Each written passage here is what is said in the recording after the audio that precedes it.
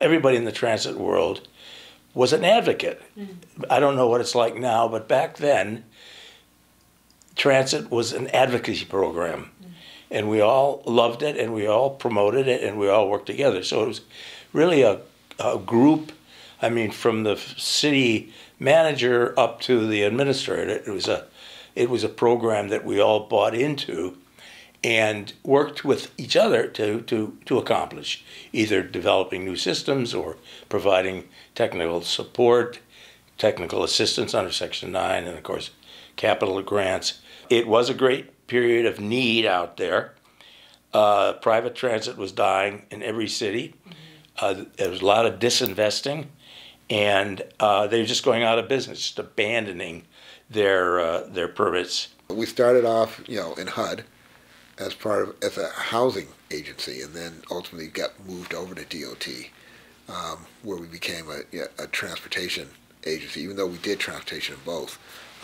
It speaks to what we were viewed as initially, which was sort of an urban renewal agency. Most people don't realize that we didn't start off in DOT, and that we actually preceded the department in terms of our history. So in some ways, we were grandfathered into this agency when DOT was created.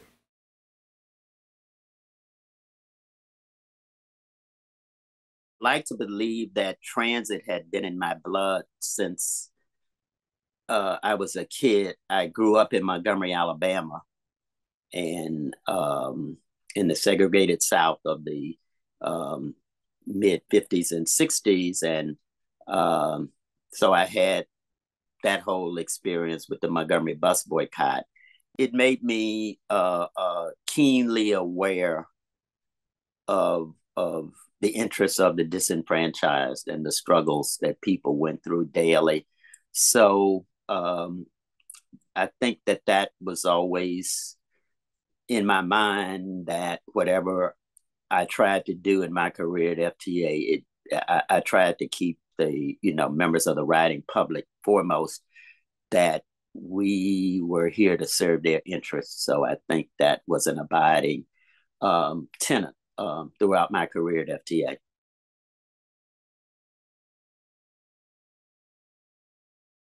Well, I'll say that I'm the most, my story, I'm the most unlikely transit advocate, right? That you would ever, or transit professional that you would ever see, because I'm from a town in Hillsborough, Alabama, that has a population of about 600 people. And so we didn't have public transportation.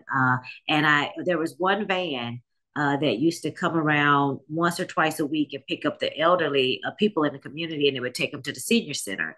And I now know that that's a 5310 funded van, funded, through partnership from the Federal Transit Administration in the state of Alabama. But at that time, we just called it the senior citizen van, right? But as I began my career at FTA, I did realize how important that van was to those individuals in my community being able to make connections and interact with other people during the week, because they had no other mobility option. We decided in MAP 21 that FTA, which had not been a regulatory agency, in fact was prohibited from regulating transit agency operations, that they needed to step up and become a safety regulator. It was a big step, and I'm really proud of that, as maybe my top legislative achievement is helping to form that SMS, safety management system-based safety program for transit that's in place today.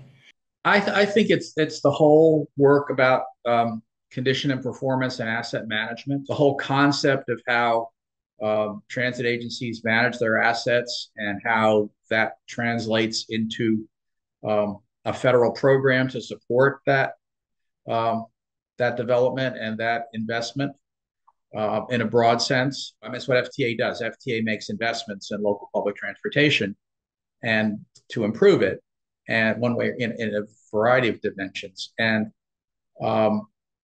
so the whole idea of how you take the information that you get, how you turn it into an asset management plan, how you then translate that into investment requirements and how you translate that into requests to the Congress for specific investments or for investment levels, program levels. So I think that asset management, I think, feel like is a major accomplishment.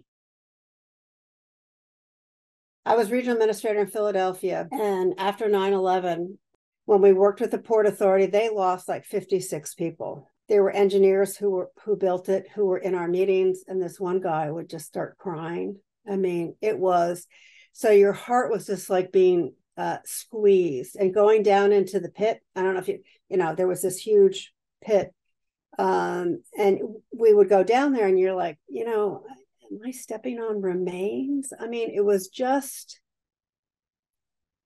bad. But meeting people from the city, everybody wanted us to be successful.